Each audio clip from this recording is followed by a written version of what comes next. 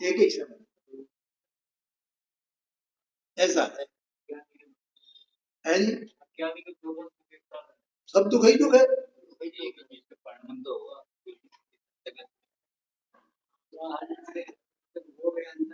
अब आप इसको पढ़ लेना मजे से आराम से, कोई दिक्कत नहीं। लेकिन अगर मैं नहीं समझाऊंगा तो आपको समझ में नहीं आएगा। अब आप कहोगे हम पढ़ के समझ लें, बहुत मुश्किल है। पढ़ते हैं उतनी सब समझ पाते हैं, उसका पिछले कहाँ कर पाते हैं। ये बात जब पिछले नहीं समझेंगे और कोई बात है। मैंने उसमें क्या है, मूल बात ये है कि वस्तु सत्स्वरूप है त्रिकाल, उसकी सत्ता को स्वीकार करके ये बात कही जा सकती है। सत्ता को स्वीकार न करे तो वो पर्याय को स्वीकार करता है, पर्याय को स्वीकार करता है तो आधार में वो तो ये बात चला जाता।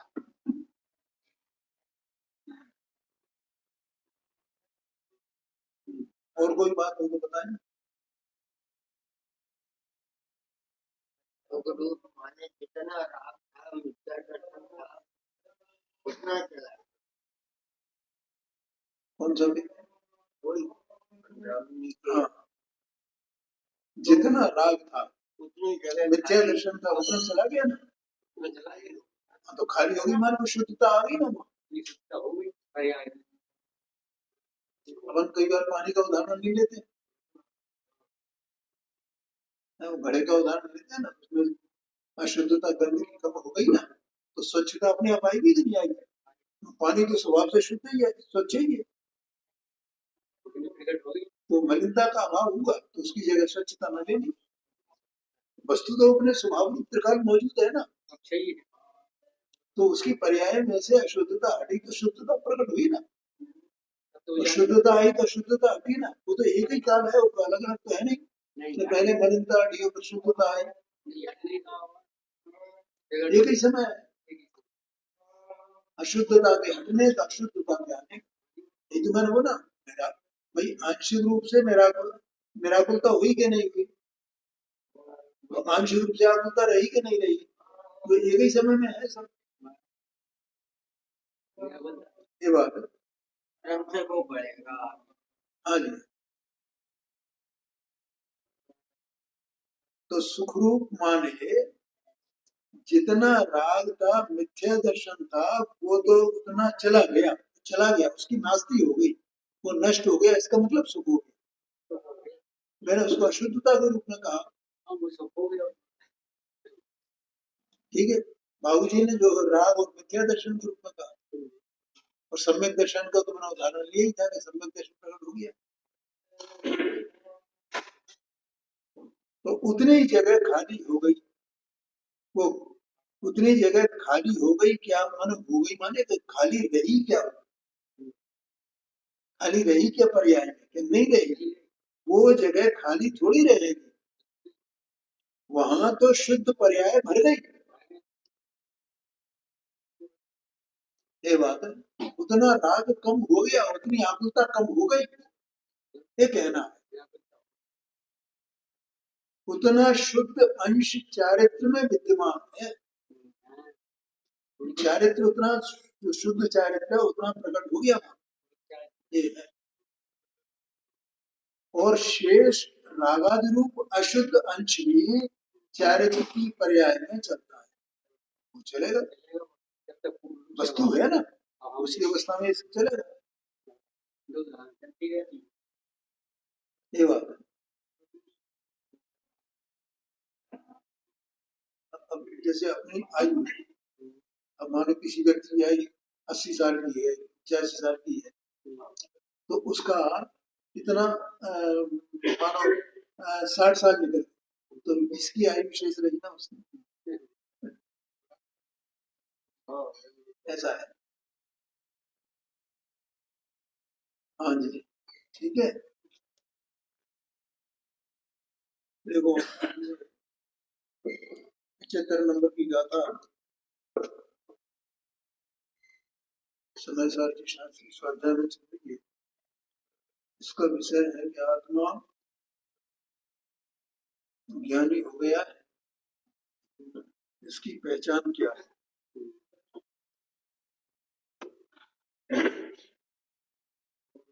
तो इसमें कहां तक पहुंच गए भैया? देखो, पहली बात, कर्म रूप और लो कर्म रूप परिणाम ये सब पुद्गल के परिणाम। कर्म रूप क्या है और लो कर्म क्या है, ये याद कर लो, वे पुद्गल के परिणाम। और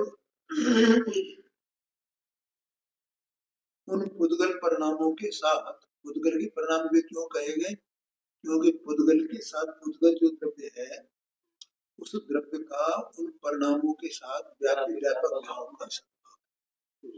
ठीक है। दूसरी बात यह है कि जो ज्ञान है, तो वो ज्ञान जब उस पुद्गल के परिणाम को जानता है, तो ऐसा ही जानेगा ना कि इनमें पुद्गल व्यापक है और एक पुद्गल के व्याप्य हैं। इसका मतलब मेरे व्याप्य भेद नहीं, मैं उनमें नहीं व्यापता, ऐसा जानेगा। तो ऐसा जाना तो वो पुद्गल परिणाम का ज्ञान हुआ ना। लेकिन पुद्गल परिणाम का ज्ञान होने पर भी उस ज्ञान में पुद्गल द्रव्य व्यापक नहीं है। आगे समझ में? उपयोग लगाना भैया। पुद्गल द्रव्य व्यापक नहीं है, तो वो ज्ञान पुद्गल का व्याप्य नहीं है। पुद्गल व्यापक नहीं है, वो पुद्गल का व्याप्य नहीं है। ज्ञान इसका पुद्गल परिणाम संबंधी ज्ञान, पुद्गल के परिणाम को जानने वाला ज्ञान। ठीक है। उसका इसका मतलब क्या हुआ? इसका मतलब ये हुआ कि पुद्गल परिणाम का कर्ता तो है, और वो पुद्गल परिणाम उस पुद्गल का कर्म है। ठीक है। लेकिन पुद्गल परिणाम का जो ज्ञान हुआ, वो ज्ञान पुद्गल का कर्म नहीं है। ठीक है। और पुद्गल उस परिणाम का ज्ञान परिणाम का कर्ता नहीं है।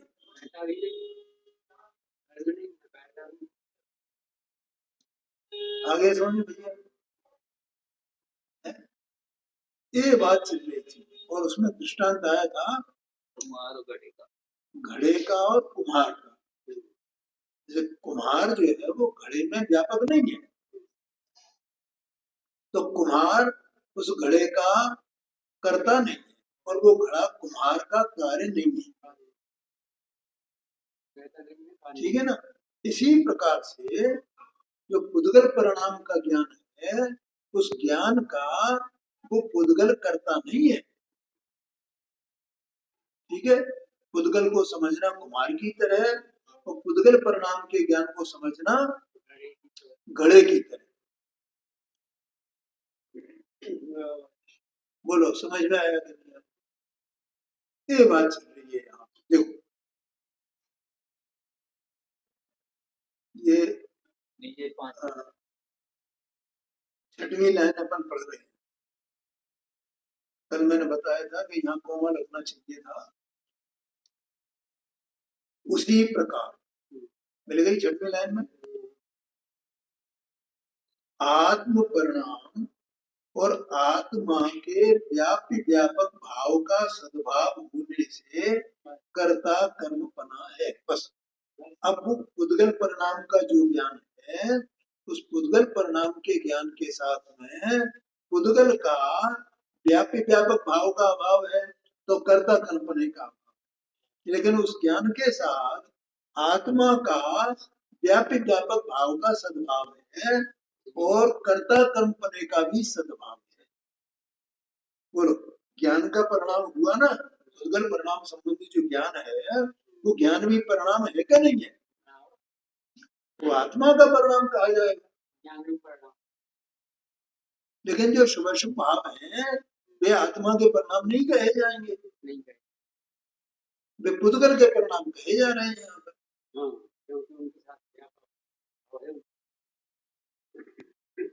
आ गया समझ में? तो इस तरह वो आत्मा का और उस ज्ञान का पुद्गल परिणाम संबंधी जो ज्ञान है, उस ज्ञान का कर्ता कर्मपना सिद्ध हो गया। आत्मा कर्ता और वो पुद्गल परिणाम संबंधी ज्ञान वो उसका कारण। ठीक है, हाँ हाँ, मिट्टी और घड़े की बात है, बस बस। अब आगे इसका अगला वाक्य भी कल हो गया। आत्म द्रव्य स्वतंत्र व्यापक होने से आत्म परिणाम का अर्थात पुद्गल परिणाम के ज्ञान का करता है। आत्म द्रव्य स्वतंत्र व्यापक होने से, ठीक है ना, आत्मा जो है वो स्वतंत्र वस्तु है ना, वो स्वतंत्र बने अपने ज्ञान में व्यापक है, उसके लिए किसी की आवश्यकता नहीं है। जैसा घड़ा है तो घड़े में मिट्टी स्वतंत्र बने व्यापक है ना, उसमें क्या किसी की क्या जरूरत है? घड़ा है तो मिट्टी है, लेकिन और कोई उसमें व्यापक नहीं है। वहां ना कुम्हार व्यापक है, ना उसमें पानी व्यापक है, ना आपके चाक व्यापक है, ना धागा व्यापक है, कुछ व्यापक है ही नहीं। वो स्वतंत्र बने मिट्टी व्यापक है। ऐसे ही इस उद्गल परिणाम संबंधी जो ज्ञान है, उस ज्ञान में आत्मा आत्म द्रव्य स्वतंत्र बने व्यापक है। बोलो कोई बात समझ में नहीं आया तो पूछ लेना भैया कपिल भाई, समझ में आ रहा है ना? हाँ,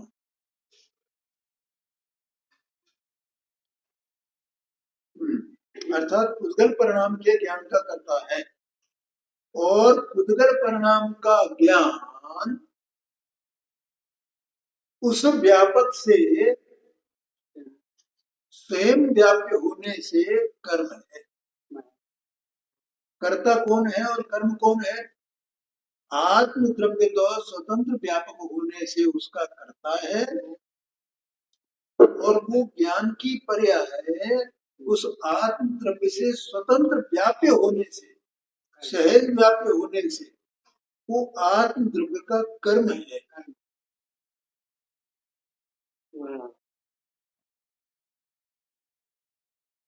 क्या कर्ता कर्म एक ही द्रव्य में होगा ना? बोलो समझ में आया? कर्ता कर्म बना इस सब जगह है भैया। जितनी शरीर की हरकत चल रही है ना, तो ये हरकतें किसकी पर्याय है? उद्गल की पर्याय है कि जीव की पर्याय है? उद्गल की पर्याय है। श्वासोच्छ्वास है, वाणी निकल रही है, ये सब हाथ पैर चल रहे हैं, आंखें भटक रही हैं, जो भी हरकत हो रही है शरीर में, तो ये सब परिणाम है ना। तो ये परिणाम किसके हैं? कौन द्रव्य इसमें व्यापक है? ये किसके व्याप्य है? तो कौन करता है? किसका ये कार्य है? ये तो लोकम की बात आ गई ना इसमें। कौन करता है? उद्गल करता है। इसकी जितनी हरकतें हैं वे सब उद्गल के कार्य। एक उद्गल इसमें स्वतंत्र बने व्यापक है और वो कर रहा है सभी। ये जीव मानता है मेरा कार्य अज्ञान के कारण, यानी ये जानता है मेरा कार्य नहीं है, मेरा कार्य नहीं है, ये तो सब उद्गल का कार्य है। वो ज्ञान है ना वहां मौजूद, ज्ञान है कि नहीं है? इसको आत्मा का जीव का कार्य मानना उद्गल के कार्य, इसका मतलब उसने अपने ज्ञान की हत्या कर दी। नमस्कार। ज्ञान की हत्या माने अपनी हत्या कर लेना, आत्मघाती हो जाना। बोलो तो इसी को लिखा बाबूजी ने, जो भाव कर्म या भाव मरण सदियों से करता है, ये भाव मरण कर रहा है। अपना आत्मघात कर रहा है कि नहीं कर रहा है? अपने को ज्ञान स्वरूप स्वीकार नहीं कर रहा है ना कि मैं तो ज्ञान करने वाला हूँ, शरीर का कार्य करने वाला नहीं। स्वीकार कर रहा है? नहीं कर रहा है। मैं शरीर की क्रिया करने वाला हूँ, शरीर की क्रिया करने वाला, मैं ऐसा कर सकता हूँ, मैं ऐसा कर सकता हूँ। एक दान देने में,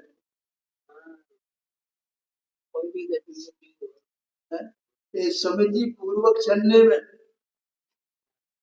ये आहार लेने में, आहार देने में, भगवान की पूजा करने में, जिन भगवान ने ये बातें बताई हैं उन्हीं भगवान की पूजा करने में किसको करता मान, किसको करता? बात एकदम सरल थी, स्पष्ट है। क्यों भैया?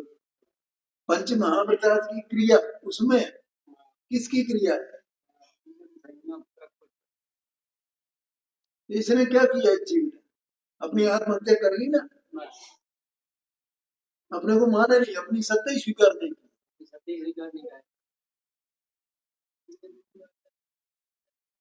तो उसमें डॉक्टर साहब ने पूजा लिखी ना, देवशास्त्र उसमें लिखा है ना,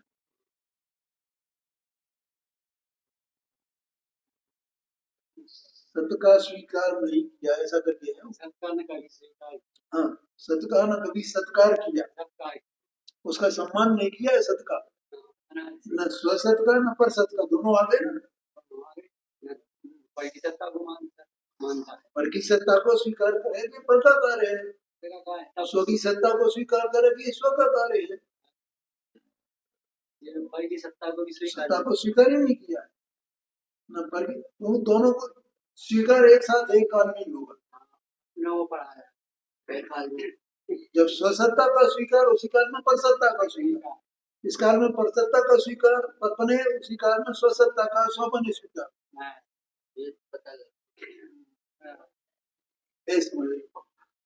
लेकिन ज्ञानी इसी बात का तो ज्ञानी है कि सब कार्य तो सब चल रहे हैं, लेकिन वो पर की सत्ता को पहचानता है और स्व की सत्ता को पहचानता है, अपने व्यापक व्यापक भाव को पहचानता है, पर के व्यापक व्यापक भाव को पहचानता है। उसके कारण से पर का कर्ता कल्पना क्या है और अपना कर्ता कल्पना क्या है, इसको बस ऐसा जानता हूं तो बनता है, इसलिए वो पर के कार्य का कर्ता नहीं बनता है, नहीं बनता है। ना करे बस मात्र जाने, वो ही आत्मा ज्ञान। देखो, और इस प्रकार अंतिम 3 लाइन, ज्ञाता उद्गल परिणाम का ज्ञान करता है, इसलिए ज्ञाता माने द्रव्य, आत्मद्रव्य को ज्ञाता है ना, वो उद्गल परिणाम का जो ज्ञान है उस ज्ञान का करता है ना, इसलिए ऐसा भी नहीं है कि पुद्गल परिणाम ज्ञाता का व्याप्य है।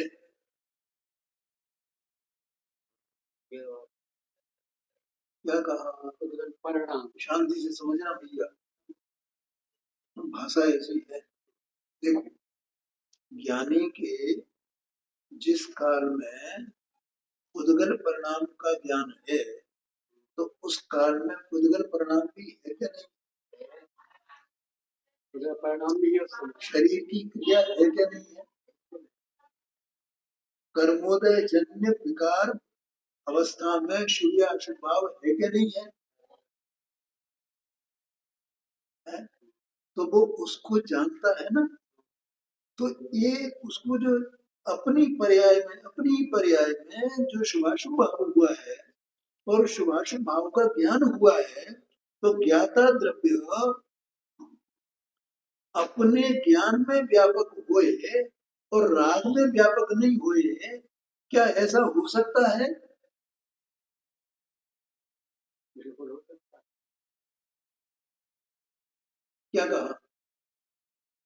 नहीं आया ख्याल में, फिर बोलता आत्मा है ना पंडित, आत्मा की एक समय की अवस्था है ना। अभी अपन बाबू जी को पढ़ रहे थे तब, तो एक समय की अवस्था में ज्ञान भी है और राग भी है, ठीक है।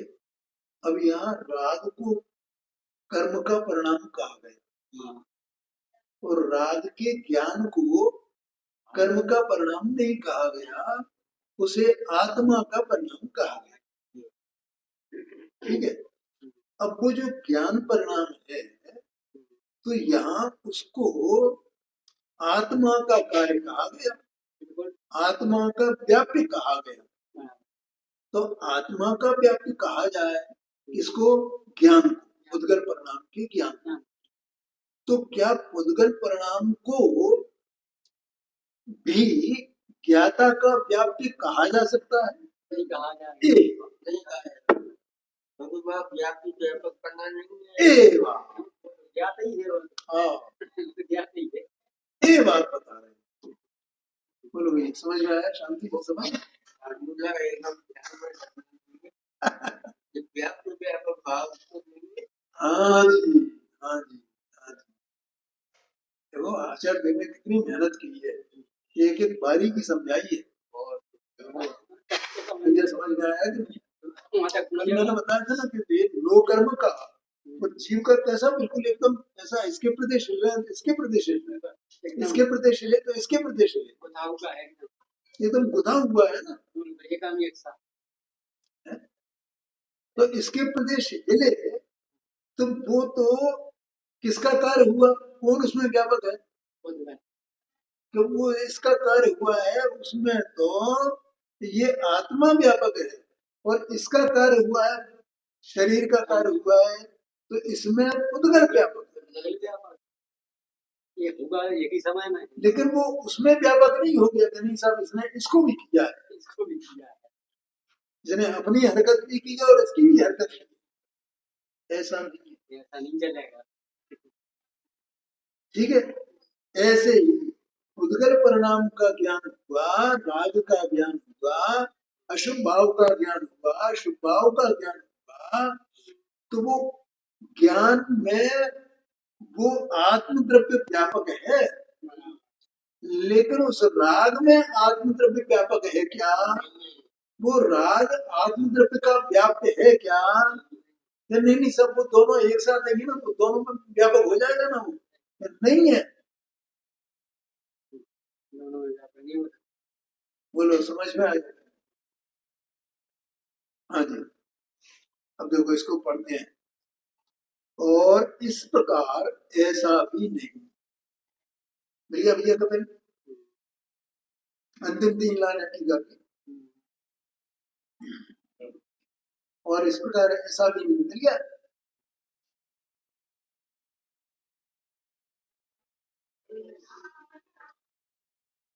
मिला कि नहीं मिला? ब्रैकेट के बंद घूमने के बाद मैंने पढ़ा था, फिर पढ़ता हूँ, ब्रैकेट से 3 लाइन देखो।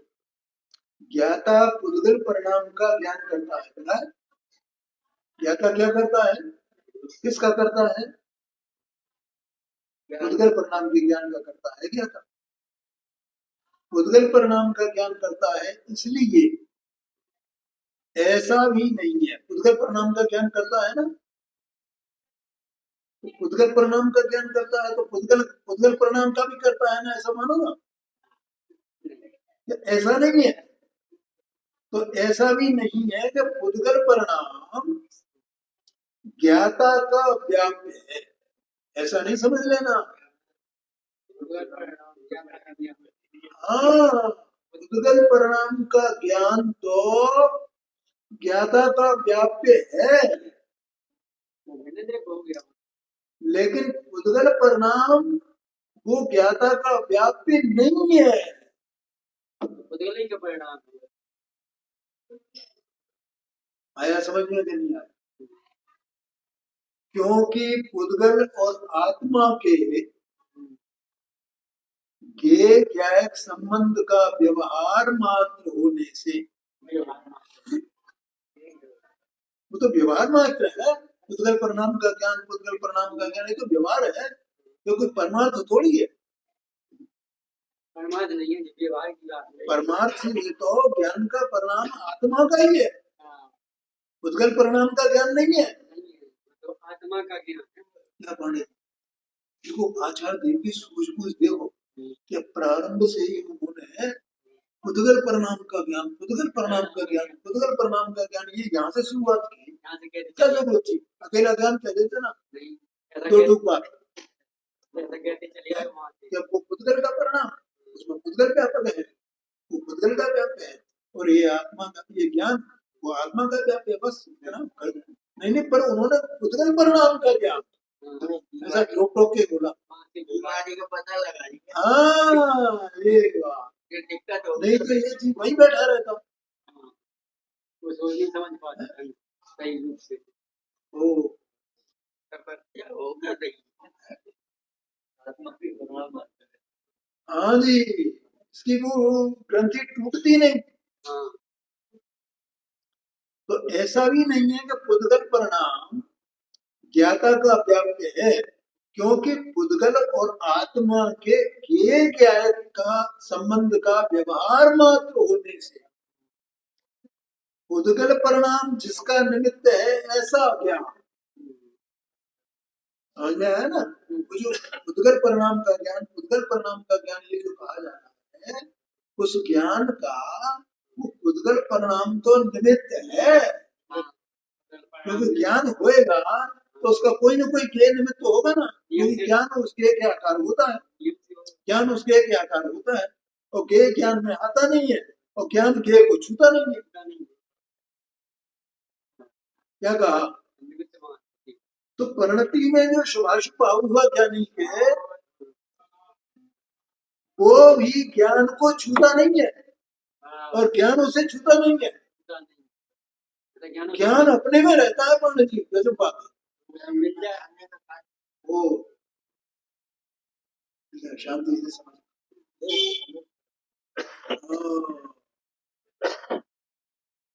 एक भेद विज्ञान है, भेद विज्ञान की बात है, गजब काम किया है आज, इसे पूरा हृदय उड़ेल के रख दिया।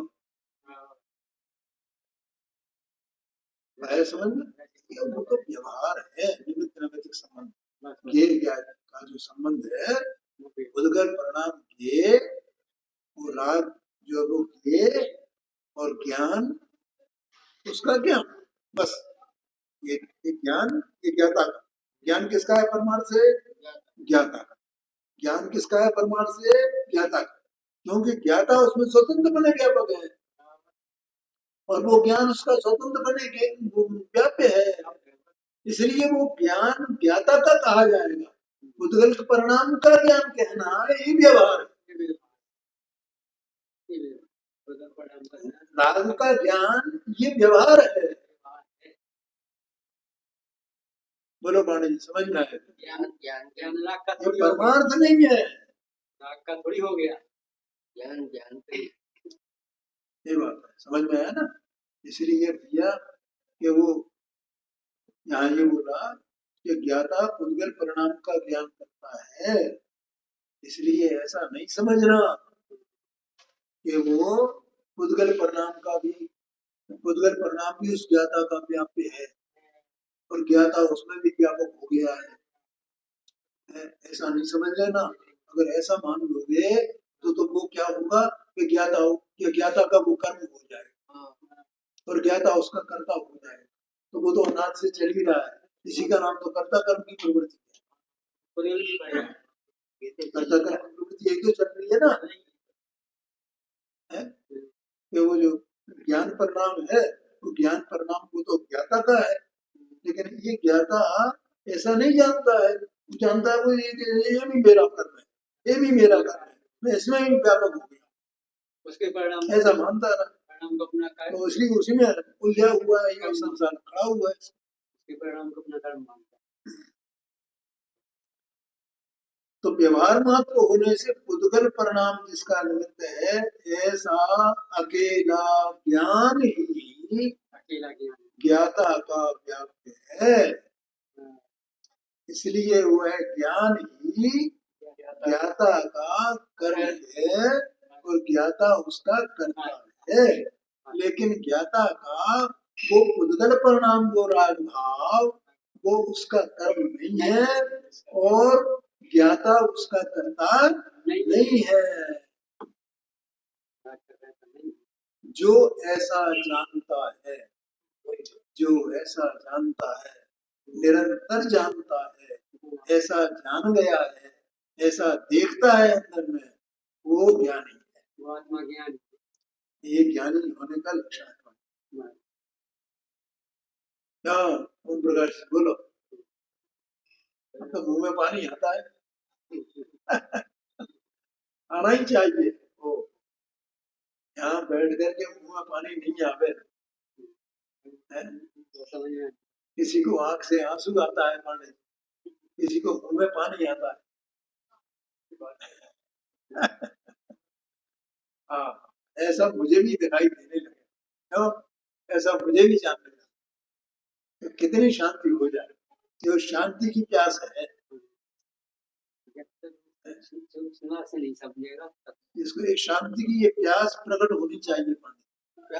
ये भेद विज्ञान, ये धगस, इसको धगस कहते हैं ना, धगस भटकी गरज बुझाने।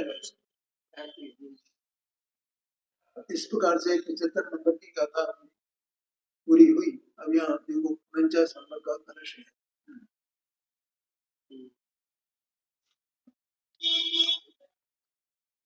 मैं कलश पढ़ता हूँ। अब इसी अर्थ का समर्थक कलश रूप काव्य कहते हैं। यही भाव बना रहे, व्याप्य व्यापकता तदात्मनि, व्यापकता तदात्मनि। फिर पढ़ता हूँ, मैं रिपीट किया ना, फिर मैं पढ़ता हूँ। व्याप्य व्यापकता तदात्मनि भवेत्, व्यापकता तदात्मनि भवेत्।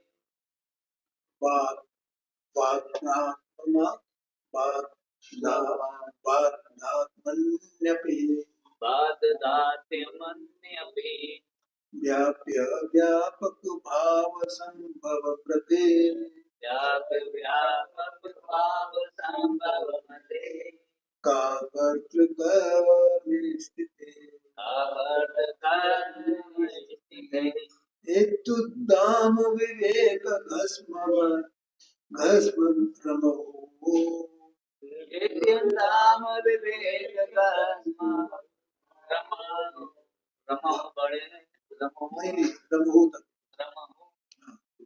इत्युद्दात्म विवेक घस्म रमो,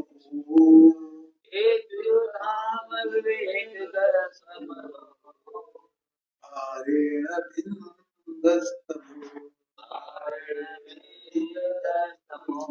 ज्ञानी भूय तदा सलसित,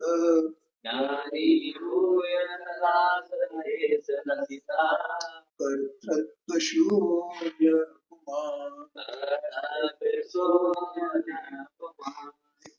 शुरू करते हैं। व्याप्य व्यापकता तत्स्वरूप में ही हो।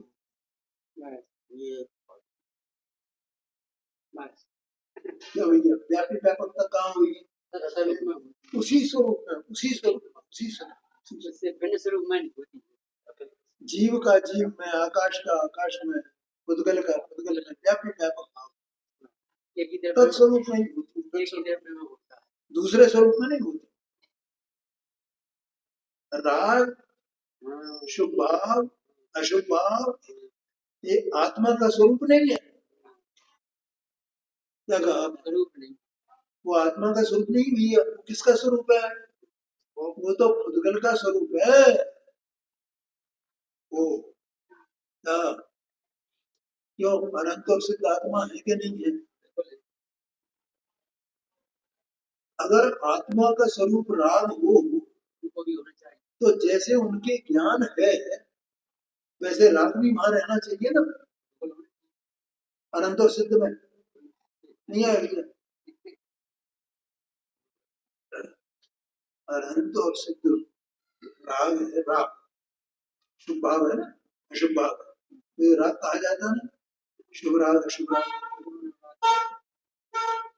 तो ये राग आत्मा का स्वरूप है क्या? नहीं। क्या हेतु है? क्योंकि अनंत सिद्ध आत्मा है क्या नहीं है? तो है क्या नहीं है? है। ये जीव वस्तु है क्या नहीं है? है। तो उनके स्वरूप में राग है क्या? नहीं है राग। इसका मतलब राग आत्मा का स्वरूप नहीं है।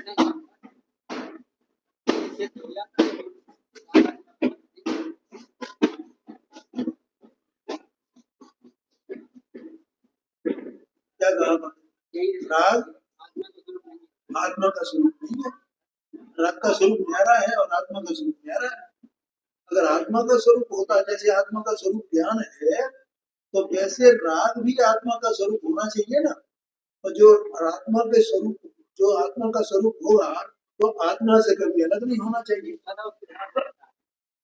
बोलो, ऐसा है कि नहीं है? जैसे ज्ञान आत्मा से कभी अलग नहीं होता, कभी अलग है ही नहीं। जो आत्मा सो ज्ञान, जो ज्ञान सो आत्मा। लेकिन जैसे ज्ञान सो आत्मा, आत्मा सो ज्ञान, वैसे राग सो आत्मा, आत्मा सो राग, ऐसा कहा जा सकता है क्या? ऐसा नहीं है, क्योंकि वो अन्य स्वरूप है। ठीक है। अब यहाँ ये बात चल रही है कि व्यापक व्यापकता तत्स्वरूप में ही होगी। तत् माने जो वस्तु है, बस। अब आत्मा एक वस्तु है, तो आत्मा के भीतर ही व्यापक व्यापक भाव होगा। राग आत्मा के भीतर नहीं है। क्या बात है? जैसे ज्ञान आत्मा के भीतर है ना, आत्मा ज्ञान से ही रचा बना है ना, वैसे आत्मा राग से रचा बना है क्या? नहीं रचा बना है। अरे वो तो एक क्षण की अवस्था में छाया की तरह उत्पन्न होता है। छाया की तरह। तो भैया अपन सरोवर के किनारे खड़े हैं और वहां अपनी छाया पड़ रही है, छाया पड़ती है नहीं पड़ती, उसमें एकदम दर्पण में अपना तो अपन बिल्कुल मोहित हो जाओ, उसमें यही मैं हूँ, उसको पकड़ के बैठ जाए। नहीं, वो पकड़ के बैठ जाए क्यों माने? तो क्या कहेंगे उसको? मूर्ख। मूर्ख ही, पागल कहेंगे उसको, मूर्ख भी नहीं कहेंगे। तो मूर्ख की श्रेणी में नहीं आएगा, लोग में पागल कहेंगे। कैसा पागल है? ये सब पागल है, जानना पागल है। जैसे ये जीव अगर राग को पकड़ लेके राग में, इसलिए तो उसे पागल कहा जाता है। ये राग ही में, ये राग ही में। अरे वो तो एक समय की अवस्था में छाया की तरह है। वो छाया पुद्गल की है, जीव की नहीं है। अभी तो चल रहा था ना पुद्गल परिणाम। तो उस छाया के साथ में जीव का, आत्मा का व्यापक व्यापक भाव का संभाव नहीं है। आत्मा का आत्मा में व्यापक व्यापक भाव है, तो छाया के साथ नहीं, उसके साथ में नहीं है। ऐसा समझना भी ये बड़ी बात है। शांति से ये राग निकालना है ना, निराकुल होना है जीव। राग तो आकुलता रूप है, आश्रम रूप है ना। आश्रम है तो दुख में है। अपन जो दुख का निरंतर दुख का वेदन करते हैं ना, दुखी है दुखी। एक वो भजन भी है ना, कल मुझे याद आ रहा,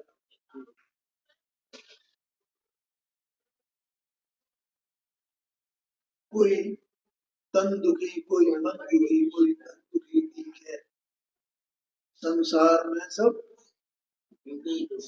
जैसे वो एक भजन है ये पंडित, कोई तन दुखी, कोई मन दुखी, कोई धन से गए उदार, थोड़े थोड़े सब। नहीं, वो हमारे यहाँ एक भजन है इस तरह का, कोई तन दुखी, कोई मन दुखी, कोई धन दुखी, ठीक है। हाँ कोई है ये भजन। नहीं, बैराग भावनाओं को अलग है, ये तो भजन अलग से है। एक भजन है पुराना, बहुत पुराना भजन है, बचपन से सुनते आए हैं। तो वो कोई तन से दुखी, कोई मन से दुखी, कोई धन से दुखी। तो दुख का तन में है क्या मन में है क्या धन में है? काय में धन है, काय में दुख है? किसी में नहीं है, किसी में नहीं है। वो तो उसका लक्ष्य करके दुखी हो रहा है। केवल लक्ष्य करके दुखी हो रहा है। यही हरि संकट। सब जगत में आपको कोई सुखी नहीं दिखेगा। कोई नहीं, राजा नरक कोई नहीं, ये भारी संकट। सब दुखी है, सब दुखी है, सब दुखी है। संसार जो सुखी हो जाएगा ना भैया, वो सुख के लिए प्रयत्न नहीं करेगा, फिर नहीं करेगा। हाँ, सही है। जिसको मंजिल मिल जाती है फिर वो शांत बैठ जाता है। हाँ जी,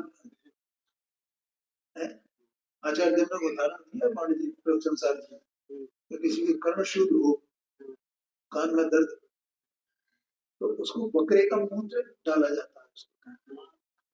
जिसके कान में दर्द नहीं हो, मान लो वो निकल जाए, तो लोग बकरे का मूत्र डालेगा। गाय को डालेगा, गाय को डालेगा। तो जो सुखी हो गया वो सुखी होने का तुम्हारा उपाय क्या होगा? वो तो सुखी हो गया, लेकिन सारा जगह दोनों किधर लगा रहा है? बाहर की ओर, बाहर की ओर, बाहर की ओर। तो ये दुख माने आश्रम तत्व, दुख माने राग तत्व। ये राग चाहे वो शुभ हो चाहे अशुभ हो, ये सब राग तत्व है, आश्रम तत्व है, और ये दुख का रचा बना है। और आत्मा ज्ञान और सुख का रचा बना है। अगर ये राग निकल जाए इसमें से, तो आत्मा अकेला सुखी रह जाएगा कि नहीं रह जाएगा? इसीलिए इनको दूसरे शब्द में वीतरागी कहते हैं। वीतरागी माने क्या? राग जिनका छूट गया है, मुक्त हो गया राग से, बस वे अकेले रहने बिना राग, इसलिए वे सुखी है। हम इनकी पूजा करने आते हैं, हमारे क्या सुख की पूजा करने आते हैं और दुख को दूर करना चाहते हैं।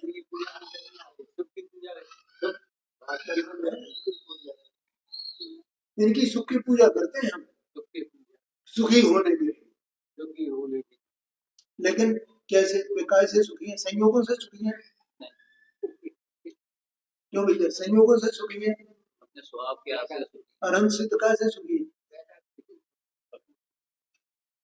ये स्वभाव से ही सुखी है, ये स्वभाव पे है, सुख के कंद है, तो वे अपना ऐसे ही अनुभव कर रहे हैं ना निरंतर, तो राग छूट गया उनका जो दुख का कारण था। इसलिए हम इनकी अर्चना पूजा इसलिए करते हैं तो देख देख करके कि इनका जैसा आचरण मुझ में आ जाए। क्या बात है? एक बात कहकर समाप्त करता हूँ।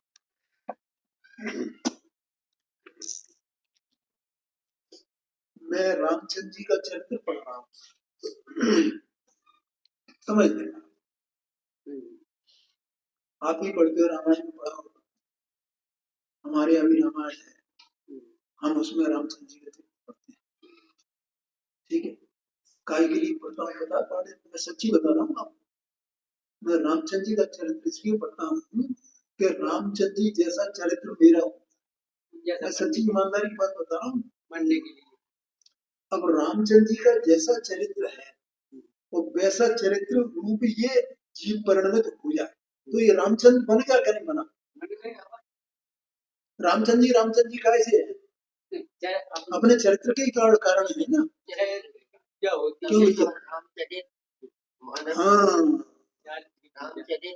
हाँ, वे अपने चरित्र के कारण राम है, और वैसा चरित्र यहाँ हो जाए तो ये भी राम हो जाएगा क्या नहीं हो जाएगा? नहीं, वो एक अलग बात है। तो मैं तो रामचंद्र जी का चरित्र इसलिए पढ़ता हूँ, ऐसे ही मैं भगवान की अर्चना पूजा क्यों करता हूँ? इससे मुझे पुण्य मिल जाए, इसके लिए कि भगवान जैसा आचरण मेरे उदित, जैसे वे वितरागी हैं ऐसा मैं भी वितरागी हूँ, इसके लिए अर्चना करता हूँ। जो कोई पुण्य के लिए करते हैं ना, ये तो पाप में ही है। ये कहाँ पुण्य का क्या है, हमें क्या मिलेगा?